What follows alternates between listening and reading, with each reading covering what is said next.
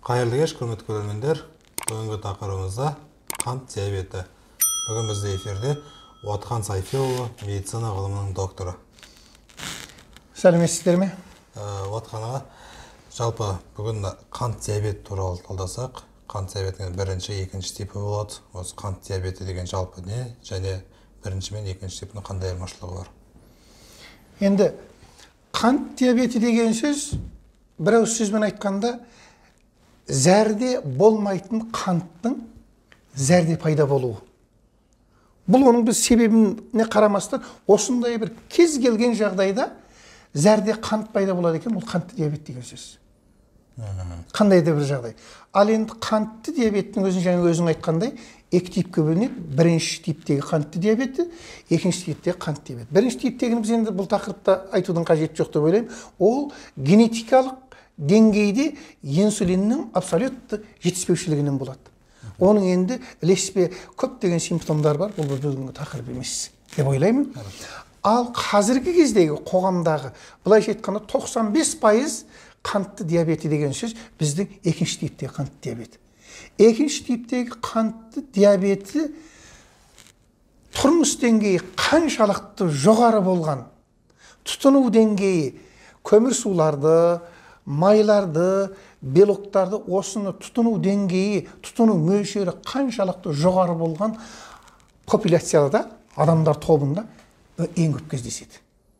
Деген сондықтан да біз екінші типтегі қантты диабетін жүре пайда болатын, немесе кейіннен пайда болатын қантты диабет деп анықтама береміз. Жасқа қарамайды. Бұл негізінен жасқа тұрмыс әдетіне байланысты. Егер өте жас кезінде болса, оны анықтау керек, ол мүмкін ол бірінші типтегі қантты диабет шығар. Бірақ қазіргі заманда өте жас деңгейде де екінші типтегі қантты диабеті байқалып жүр. Түсінікті. Соңғы кезде қант диабеті өте жиілеп кетті, өте көп кездесіп отыр. Бұл нең себебінен?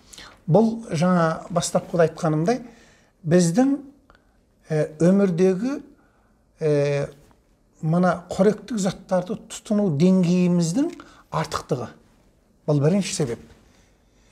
Екіншісі, қазіргі қоғамдық өмірде адамдардың артық стресске шалдығуы. Үшіншіден, сол жаңағы артық кірген энергияны сәйкес шығаратын қимыл қозғалыстың өте аз болуы. Осы үш үлкен фактор келіп, жаңағы қантты диабетін келтіріп шығарып жатыр. Және қазақтарда бұрын бұндай деңгейде тәтті же деген болмаған бұрын. Енді сөздің арасын айтқанда, біздің мына тәттіні, яғни көмір суларды, әсіресе қанттарды бұндай көп деңгейде пайдалану қазақтың ұлттық тағам мәдениетінде меніңше болмаған. Сондықтан да қазақтарда бұрын болған шығар, бірақ өте аз кезігетін ауру болған бұл. Ал қазір енді екінің бірі деп айтса, ол ғылыми қорытынды болмайды, бірақ қантты диабеттің саны өте көбейіп кетті. Ол тек қана 50-ден өткен адамдарда ғана емес, жастарда, тіпті кейбіреулерде, жасөспірімдерде пайда болатын жағдай пайда болды. Себебі қарап көретін болсаң, былай, бұрын мысалы 50-ден өткеннен кейін қозықұрсақ пайда болып, адамдар сәл май бітіп семіре бастайды. Қазір көрші, мектептің балаларында қарны қабақтап жүргендер көп қой. Міне осыларда кейін қантты диабет болмайды деп қайтып келіп аласыз. Ол кішкентай балалардың организмінде, құрсағында, немесе денесінде қазақи сөзбен айтсам қырып алатын май болмау керек. Ал оларда болды. Неге десең, оларда жаңағы артық тамақтану, қимыл қозғалыстың аздығы. Соған қоса, жаңағы оқуда балалардың артық стресс. Осылармен қосылаттағы барлығы қантты диабет ауруын келтіріп шығарады. Ал ең бастапқыда осы қант диабетінде қандай симптомдар болады? Қандай белгілер береді? Қантты диабеттің дәстүрлі симптомы дейтін үш көп жейді, кіші дәретке көп барады. Одан кейін, мысалы, тәбеті артық болады, тәбеті артық болып тамақты көп жейді. Сосын көптеген адамдарда, әсіресе бұл жасқа қарамайды, себебі қанттың организмде пайдаланылмауына байланысты адамдар шаршайтын, меңзең болып, жұмысқа былай қызығушылығы жоқ, істесе де бір нәрсе есте сақтау қабілеті төмендейтін, осы сияқтан көп енді әр адамда әртүрлі болады. Сөйтіп осындай белгілер бола бастайды. Кейбіреулер өзінен өзі түнде жатып, қарадан қарап өзі аузы кебесіп, аузы құрғап шөлдеп жататын осындай жағдайлар. Осы сияқты әр адамда бұның барлығы, бұл симптомдардың барлығы бір адамда бірақ болады деп ойламаймын. Бірақ кейбір адамдарда мынау басымырақ, кейбір адамдарда мына симптом басымырақ болады. Сондықтан әсіресе жұмыстағы орта жастағы, мысалы 30-дан өткен адамдарда жұмысқа былай жұмыс белсенділігі төмендеп, оңай шаршайтын, ұйқысы дұрыс жүрмейтін, сосын тектен тек бір себепсіз шөлдейтін, осы сияқты бір сәйкес симптомдар бола бастаса, міндетті түрде қандағы қант мөлшерін тексертіп көру керек. Нормада қанша болу керек? Бұл алғашында біз медицинада сабақ берген кезімізде біз алғашында 3-3, 5-5 деп айтатынбыз. Қазір 5-5 миллимол литр ғой. Бұл деңгей қазір сәл жоғарылатты. Бұл себебі онда адамдардың барлық қант диабет болып кетеді екен. Әзір 6-да кейбір лабораторияда 6-да 1, 6-да 2, 6-да 3-ке дейін норма деп айтып жүргендер бар. Ал бұл абсолютті сан емес. Бұл енді жалпы осыдан асып кетпеу керек деген деңгейдегі бір мөлшер. Кейбір адамдарда табиғи түрде азырақ жоғары болуы мүмкін. Кейбір адамда табиғи түрде төмен болуы мүмкін. Бұл енді адамға байланысты. Жалпы енді осы деңгейде деп есептейміз біз. Ал емінде бұндай кісілер қалай емделеді? Және өмір бойы диетаға отырады. Дәрімен.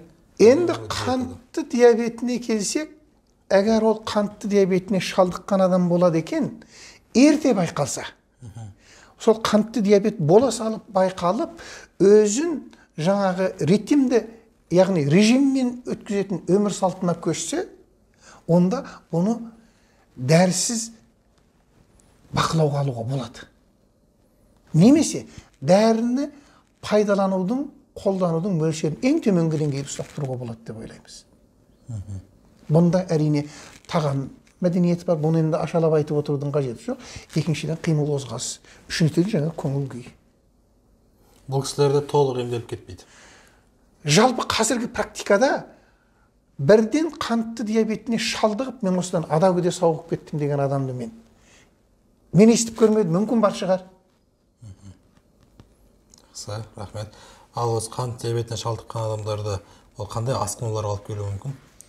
Қантты диабетінде болатын аурулар өте көп. Қантты диабет деген сөз былай енді. Глюкоза организмге түскеннен кейін, тамақ жегеннен кейін ол белгілі деңгейде көтеріледі дағы, 2-де 2,5 сағат асып кеткендер кейбіреудің 3 сағаттың ішінде қалыпты деңгейге түседі. Қалыпты деңгейге түседі деген сөз ол бір сұрақ болады. Ол қайда кетті? Ол клетканың ішіне кіріп кету керек. Инсулин қорыту.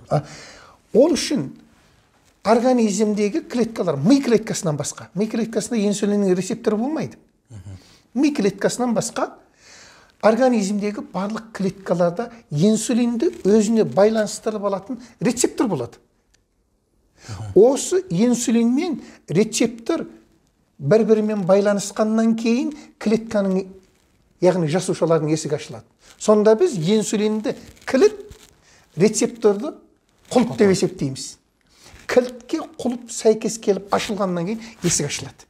Есік ашылғаннан кейін жаңағы қандағы жоғары деңгейде глюкозалар әртүрлі ткандерге таралып өзінің қажетіне қарай кіріп кетеді. Кіргеннен кейінгі процесс ол басқа деңгейдегі ол энергияға айланып, организмді энергетикамен атайып түзіп, атайып организмнің энергиясын жұмсалады деген сөз. Бұл осылай. Бұл қалыпты жағдай. Ал енді кейбір физиологиялық жағдайда да, мәселен адамдарда мысалы қанттың көтеріліп кетуі мүмкін. Мысалы артық қимыл қозғалыс жасасаң, ол үшін адреналин бөлінеді, катехоламиндер. Катехоламиндер бөлінген жерде ол организмдегі глюкозаны аттанысқа келтіреді. Мәселен, бауырда гликогенді бөліп шығарады, бұлшықетте гликогенді бөліп шығарады, немесе глюконеогенез процесін күшейтеді. Сол сияқты бірден бір мезгілде қанның құрамындағы глюкозаны кенеттен көтереді.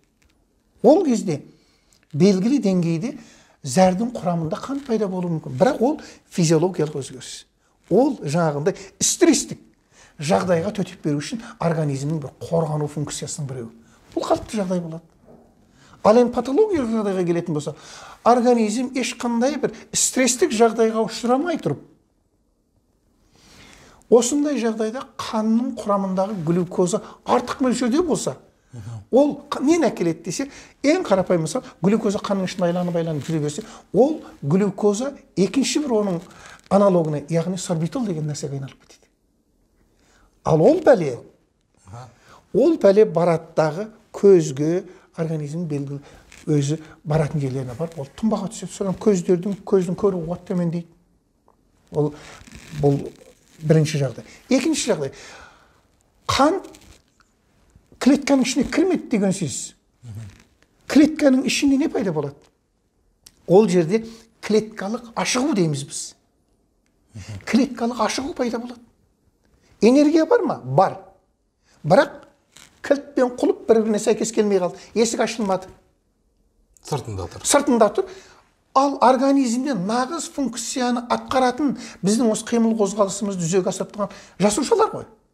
Ал жасушаларда энергия болмағаннан ол өз жұмысын тоқтатуға, немесе жартылай тоқтатуға, немесе сол клетка өлмейтін ең төменгі деңгейде жұмыс істеуге мәжбүр болады.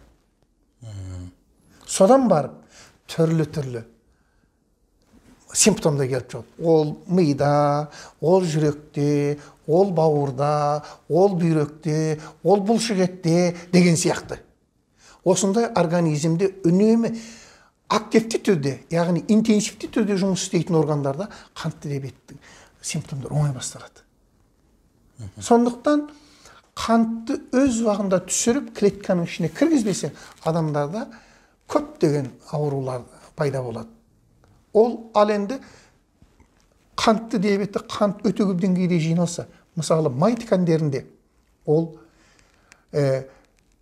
липонеогенез процесс дейтін глюкозаны майға айландырып жібереді. Ал ол майға айланса не болады? Ары қарай ол май көп болған жерде ол холестеринді бөліп шығарады, қарапайым сөзбен айтқанда. Ал холестерин қайда барады? Осыны гиперхолестеринемия, гиперлипидемияны келтіріп шығарады. Ол бараттағы қанның қоюлығын арттырады. Қан тұтқыр болады. Қанның ішінде дұрыс жүрмейді. Қолы бір арықтан аққан су сияқты. Лай су қалай ағады, таспен айланысқан тұнық су қалай ағады. Сол сияқты. Содан бараттағы ол клеткалардағы энергетикалық процестерді онан ары бұзады. Қантты диабеттерде бұл енді бір ауыз сөзбен мынандай деп айтпаймыз. Қысқасы организмнің барлық жерінде оңтайсыз жағдайларды келтіріп шығарады. Жаңағы өзіміз айтқандай, ол үлкен организмнің масштабында айтатын болса, шаршау пайда болады. Жұмысқа активтілігің жоғалады. Ерлерді айтатын болса, жыныстық қабілетің төмендейді. Осы сияқтан айта берсем, бастан аяқ бәріне зиян. Бастан аяқ ол енді әсер етпейтін жері жоқ, барлығын әсер етеді. Себебі организмнің, мен айттым, клеткалық ашығу деп. Клеткалық ашығу болады, клетканың барлығында болады деген сөз. Сондықтан бұлшықеттерде мысалы клетка шыққаннан кейін ол жерде май қышқылын тұтынуға тура келеді. Май қышқылын интенсивті тұтынғаннан кейін ол жерде кетон денелері пайда болады. Кетон денелері ол бұлшықеттерді көп түзетін болса, қарадан қарап жұмыс істесең бұлшықеттерің ашып, удай ашып, талып ауыратын жағдайлар келіп шығады. Одан барып ары қарай дамитын болса, үлкен жағдайға ары қарай дамитын болса, кете ацидозды келтіріп шығаруы мүмкін. Осы